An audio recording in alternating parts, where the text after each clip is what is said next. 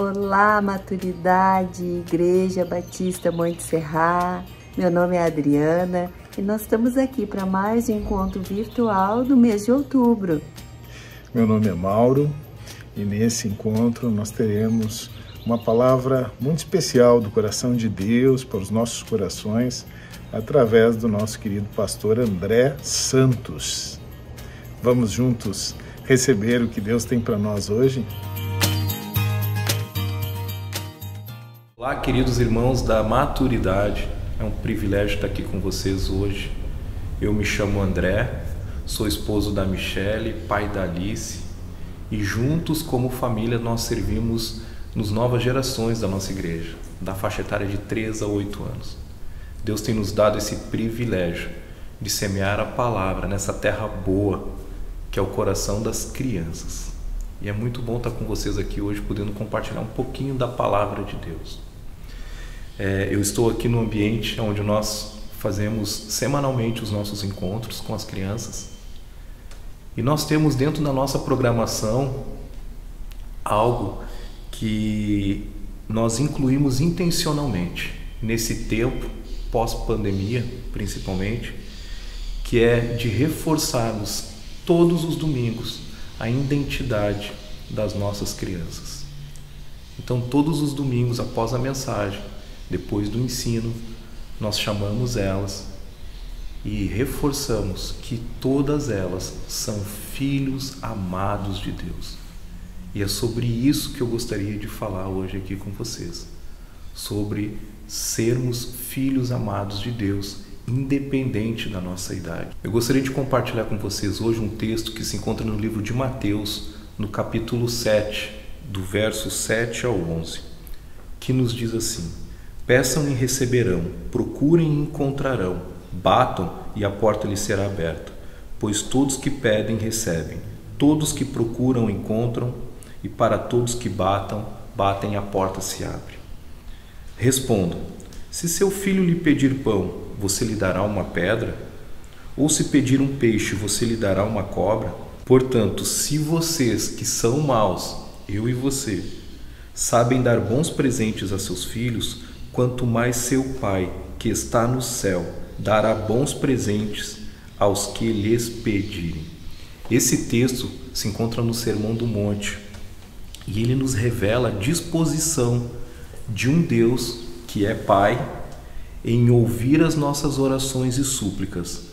E ele usa o exemplo de um pai e um filho para nos dar um exemplo prático dessa relação.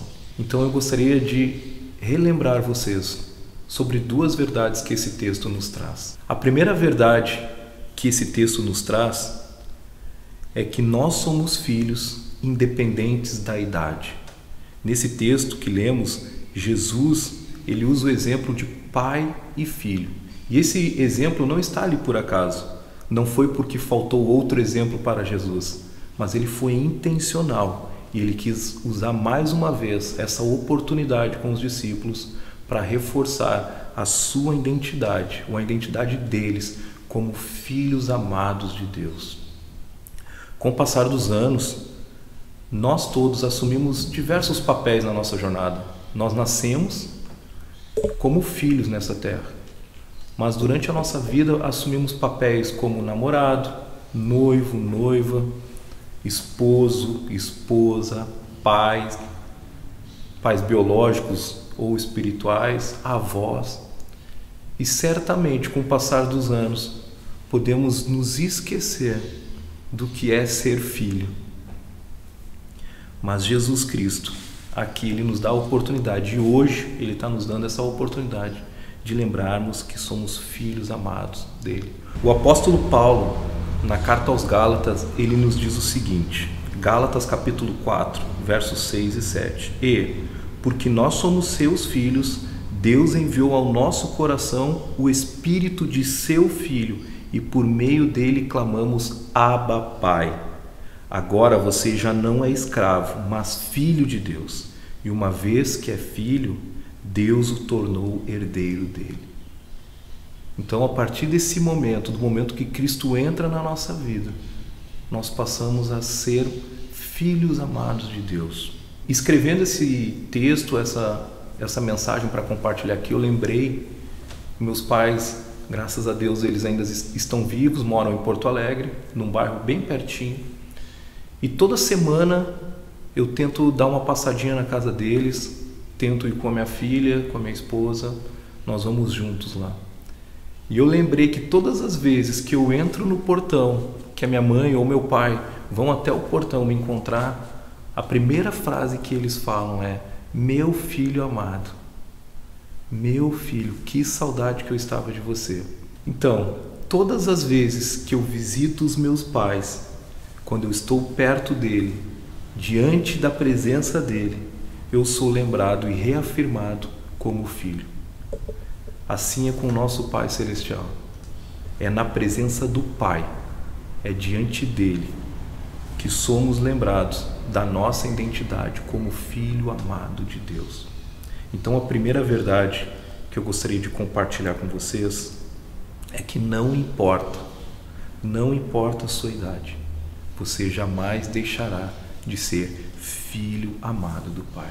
A segunda verdade que eu gostaria de lembrar, que esse texto nos traz, está no verso 9, quando ele diz: se seu filho lhe pedir pão, você lhe dará uma pedra. Esse texto nos revela a preocupação de um pai, de não só suprir um filho, mas suprir no detalhe, naquilo que ele precisa. Deus nos lembra aqui que Ele se importa sim com os detalhes da nossa vida. E alguns dias atrás nós tivemos uma experiência com a Alice, voltando da casa dos avós dela. A Alice comentava no carro que ela nunca tinha comido algodão doce. Talvez ela tenha visto em algum desenho, em alguma imagem, mas nós falamos com ela e decidimos que no próximo dia da família nós procuraríamos um parque, algum lugar em Porto Alegre, onde nós procuraríamos um vendedor de algodão doce. Faz tanto tempo que a gente não come algodão doce que a gente nem sabia aonde ir para encontrar um algodão doce. Mas nós combinamos: filha, então no próximo dia da família, na outra quinta-feira, nós vamos em algum parque, se tiver alguém vendendo algodão doce, nós vamos comprar um para você experimentar. E ela ficou muito feliz e orou, mas nós convidamos ela para orar naquele momento, e ela orou pedindo para que Deus colocasse um vendedor de algodão doce no nosso caminho. Então chegamos em casa naquele mesmo dia, no final da tarde, e nós nunca saímos à noite para pedalar no bairro, mas naquela noite especificamente, umas 19h30, eu desci com a Alice um pouquinho, para ela gastar um pouquinho de energia. Então eu falei para a Michelle que nós desceríamos para dar uma volta na quadra. Então nós descemos, e quando nós estamos dando a volta na quadra, tem uma lanchonete onde nós compramos lanches de vez em quando. Fazia algum tempo que eu não via o senhor da lanchonete, e quando nós estamos passando na frente dessa lanchonete, tem um equipamento grande, e a Alice me pergunta: pai, o que é aquilo? E eu não sabia exatamente o que era, mas eu imaginei que fosse uma máquina de algodão doce. Mas aquela hora da noite provavelmente não teria algodão doce para vender. Então nós damos a volta na quadra, e quando passamos novamente pela lanchonete, o senhor, o proprietário da lanchonete, estava testando a máquina. Então ele estava com um palito rodeando e fazendo com que aquela nuvem de açúcar crescesse. E quando a Alice se deparou com aquela cena, ela me olhou, nós paramos ali para ver como funcionava aquela máquina, e o senhor da lanchonete olhou para a Alice, me olhou e perguntou se ele poderia oferecer aquele algodão doce para a Alice. Então naquele momento eu olhei para a Alice, me abaixei e falei para ela: filha, Deus responde a nossa oração. E ela ficou muito feliz, porque no mesmo dia que ela comentou que nunca tinha comido algodão doce, naquela noite Deus providenciou um algodão doce de um lugar onde nós nunca esperávamos. O socorro de Deus pode vir de lugares onde nós jamais esperamos. Então nós chegamos em casa, ela chegou muito feliz, mostrando para a Michelle o algodão doce e dizendo que Deus tinha respondido a oração dela. Deus é um Deus de detalhes. Deus, ele está preocupado sim com os detalhes do nosso coração, da nossa vida. O texto aqui diz que se um filho pedir pão, qual pai lhe dará uma pedra? Deus é um Deus de detalhes até o fim da nossa vida. Ele cuida dos detalhes não só de um bebê, de uma criança, de um adolescente, jovem, adulto ou maturidade. Deus cuida de todos os filhos. Talvez uma das mentiras que o inimigo tem tentado colocar nas nossas mentes, na sua mente, meu irmão, é que Deus está ocupado demais para se preocupar com os detalhes da minha vida. Mas o fato é que Deus sim é grande. A palavra diz que Ele é poderoso, que a terra serve de estrado para os seus pés. Ele é grande, mas Ele é um Pai tão próximo e Ele não ignora a nossa pequenez. Ele não ignora os detalhes da nossa jornada nessa terra. Deus, ele não só cuida, mas cuida dos detalhes. O que ali se viveu naquele dia não foi a experiência de um Deus grande e poderoso, mas ela viveu a experiência de um Pai presente, amoroso e provedor. Deus não nos abençoou por aquilo que podemos oferecer a Ele. Se somos um filho bom ou mau, um filho que faz muito ou um filho que faz pouco, mas Ele nos abençoa pela sua graça. É tudo graça. Tudo aquilo que o Pai nos dá é pela graça. Então, a segunda verdade que eu gostaria de compartilhar e deixar aqui para vocês é que Deus não está ocupado demais para não se preocupar com os detalhes da sua vida. Ele se importa sim com você. O texto que nós lemos, ele nos diz sim que somos filhos amados de Deus e que nós temos acesso e liberdade para procurar esse Pai, para bater na porta e pedir, pois todos que procuram encontram, pedem recebem, batem e a porta se abre. Então, meu irmão, primeiro, você é um filho amado de Deus, não importa a sua idade. Até o último dia de vida nessa terra, eu e você seremos filhos amados de Deus. E a segunda verdade é que Deus se preocupa sim com os detalhes da sua vida, como um pai que cuida do seu filho. Romanos 8, 14 a 18 nos diz o seguinte: porque todos que são guiados pelo Espírito de Deus são filhos de Deus. Pois vocês não receberam um espírito que os torne de novo escravos medrosos, mas sim o Espírito de Deus que os adotou como seus próprios filhos. Agora nós o chamamos Abba, Pai, meu Pai, ô Papai. Pois o seu Espírito confirma ao nosso espírito que somos filhos de Deus. Se somos seus filhos, então somos seus herdeiros e, portanto, co-herdeiros com Cristo. Se de fato participamos de seu sofrimento, participaremos também de sua glória. Então, considero que o nosso sofrimento de agora não é nada comparado com a glória que Ele nos revelará mais tarde. Qualquer sofrimento, qualquer dificuldade, não se compara com aquilo que Deus tem preparado para os seus filhos na eternidade. Nós esperamos por esse dia, ansiamos por esse dia, de estar com Ele, face a face. E Deus quer continuar usando a sua vida nessa terra, meu irmão. Deus quer continuar usando a sua vida até o último suspiro nessa terra. E Jesus, antes de entregar a sua vida e dar o último suspiro, Ele ainda levou mais um para o céu. Que Deus te use na sua família, que Deus use a sua vida no bairro, nos seus relacionamentos, e que você lembre diariamente, na presença do Pai, que você é um filho amado de Deus. Eu queria estar orando com você nesse momento. Pai, obrigado, Deus. Obrigado pelo teu imenso amor. Obrigado pela tua graça, pela tua misericórdia que se renova cada manhã sobre nós, Pai. Nós queremos lembrar nessa tarde, Pai, nesse dia, que nós somos filhos amados do Senhor, Pai. E a tua palavra nos afirma que se um filho pedir um pão, qual pai lhe dará uma pedra? Quem dirá o Senhor, o nosso Pai que estás no céu, Deus. Então eu peço, Deus, para que o Senhor supra os meus irmãos, cada irmão da maturidade, Pai. O Senhor sabe o que cada um está vivendo nesse tempo de isolamento, para alguns ainda, nesse tempo de poucas saídas, Pai. Deus, o Senhor sabe a situação da saúde de cada irmão, o Senhor sabe a necessidade financeira de cada um deles, Pai. A necessidade de restauração em alguns relacionamentos, Pai.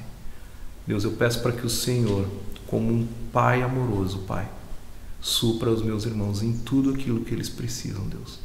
Aquilo que nenhuma instituição, aquilo que nenhum homem pode oferecer e dar a eles, Pai. Que o Senhor, o nosso Pai, o Pai que estás no céu, mas está tão próximo de nós, possa suprir nesse tempo. Eu oro e te agradeço no nome precioso de Jesus Cristo. Amém.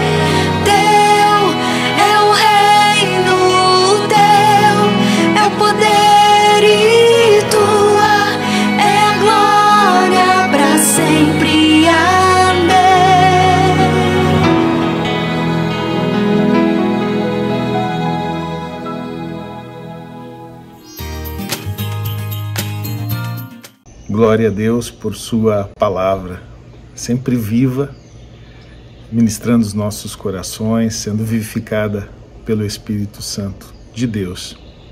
Nós vamos agora a um momento formativo com a doutora Daniela, médica da família, pós-graduada em geriatria e gerontologia. Vamos juntos aí aprender a viver bem, longamente e com qualidade, em comunhão com o nosso Deus, com o nosso Senhor e Salvador, Jesus Cristo. Amém.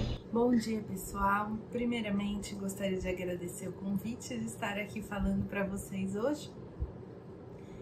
Meu nome é Daniela Buchnizer Freire, eu sou médica de família e comunidade, pós-graduada em geriatria e gerontologia, que é a especialidade médica que estuda o envelhecimento, os pacientes idosos.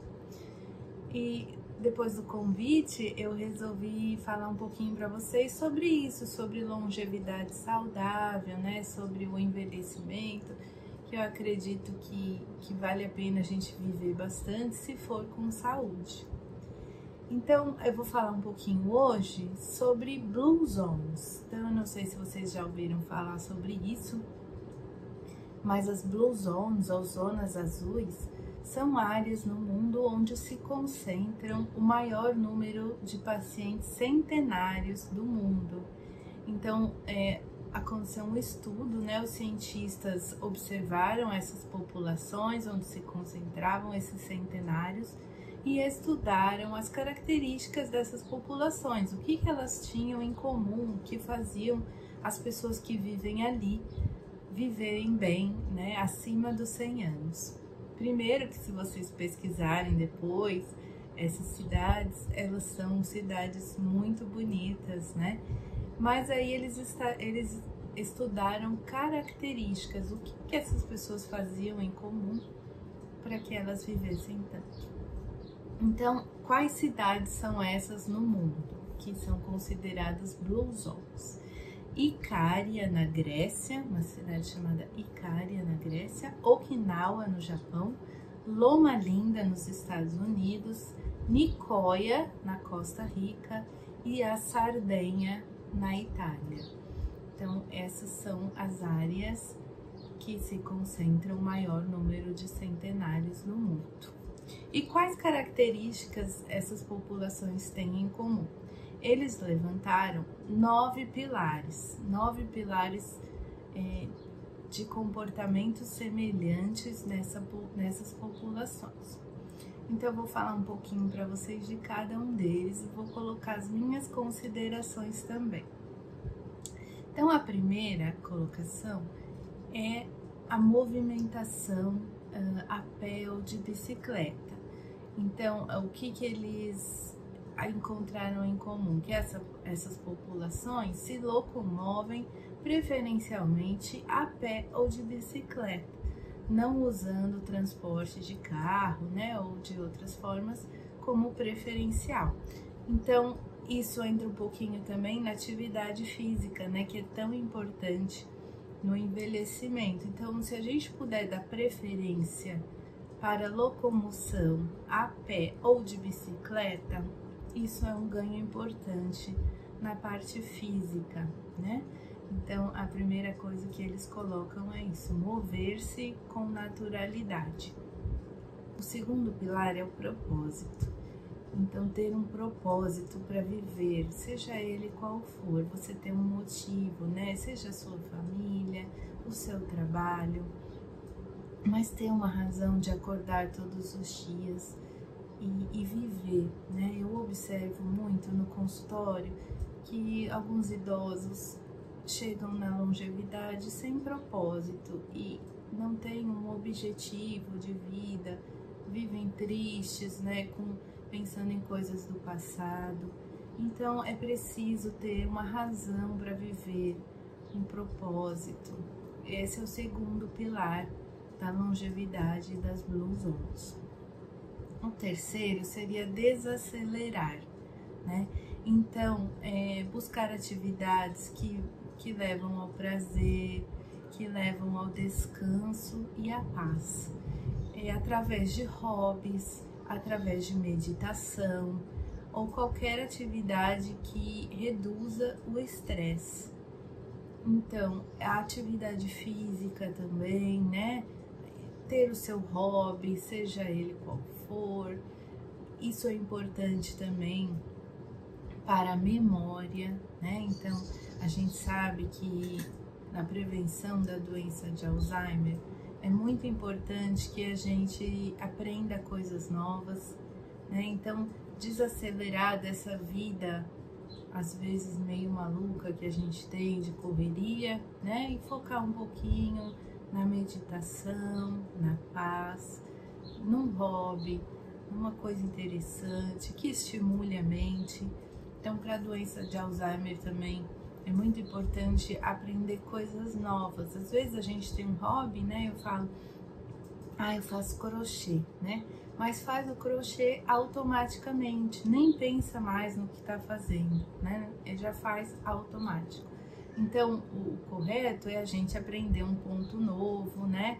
Ou fazer uma coisa nova, estimular o cérebro a aprender novas línguas, isso é muito importante, mas tem que ser uma coisa que te dá prazer, né? Não adianta você fazer por fazer, a família quer que faça palavras cruzadas.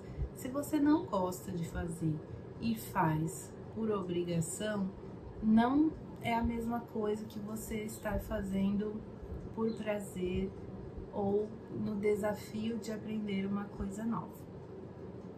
A quarta regra, o quarto propósito das Blue seria a regra dos 80%. O que é essa regra dos 80%?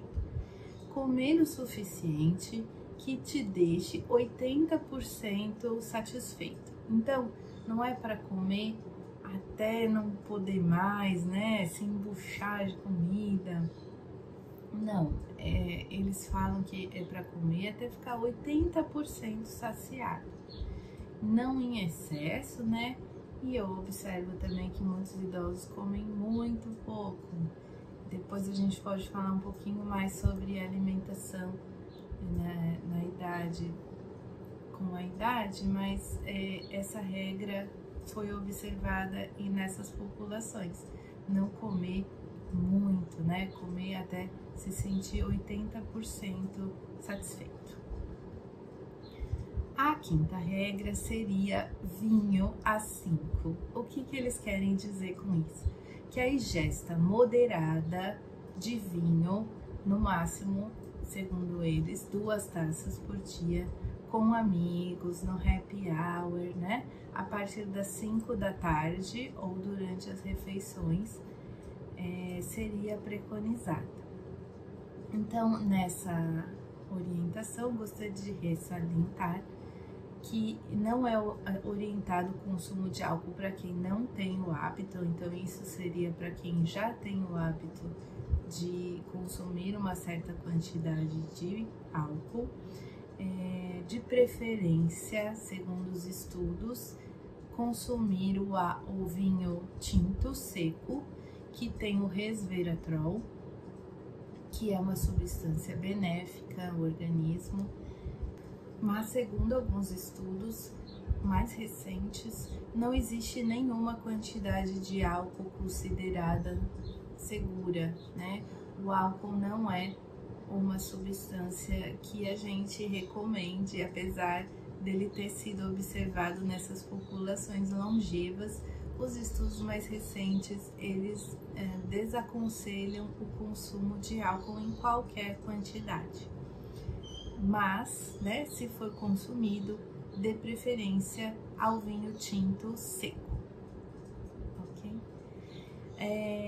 A sexta regra seria comer coisas, o consumo de plantas, frutas, legumes e grãos. Então, dar preferência na sua alimentação para o consumo de alimentos, né, plantados, frutas, legumes e grãos.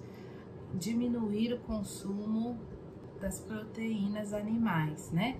Aqui eles orientam que se coma proteína animal uma vez por semana. Então, nessas populações longevas, foi isso que eles observaram, a diminuição do consumo de proteínas.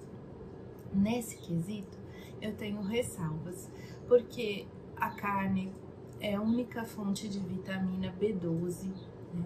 E isso a gente observa em idosos, deficiência dessa vitamina. Ela é muito importante para a memória, para o funcionamento dos nervos. Então, é preciso que se consuma carne vermelha, né? Não em grande quantidade, mas eu aumentaria esse uma vez por semana para 3 vezes por semana. E essa vitamina B12 só tem na carne bovina, né? Não tem nos peixes.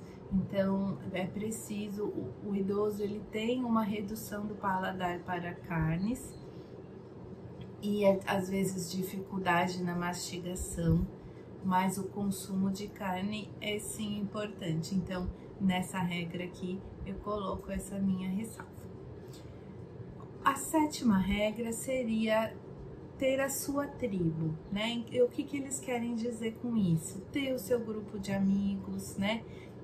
Ter algum grupo que você se identifique, seja o grupo da pintura, o grupo da igreja, o grupo de vizinhos, o grupo da ginástica, né? Do hobby, mas que você pertença a algum grupo que pense como você, que tenha...